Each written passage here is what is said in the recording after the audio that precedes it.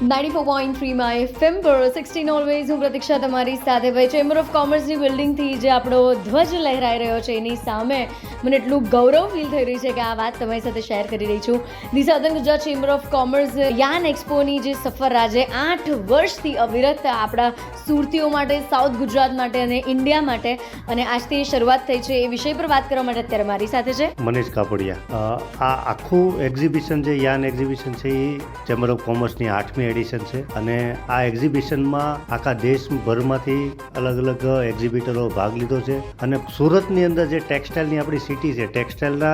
ઉદ્યોગકારો, વિવરોને અલગ પ્રકારનું જે યાન મળે, આ યાનને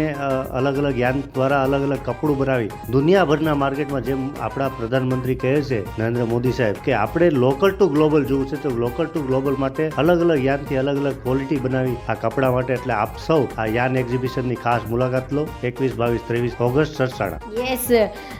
સો સરસાણા આવો અને જેટલા લોકો પણ આ કહેવાય કે સુરતની ઓળખ એવા બિઝનેસ સાથે જોડાયેલા છે, તમારા બિઝનેસને અતથી ઇતિ સુધી બધું જ ગાઈડન્સ પણ મળશે અને લેટેસ્ટ ટેકનોલોજીનું એક્સપ્લોઝર પણ મળશે.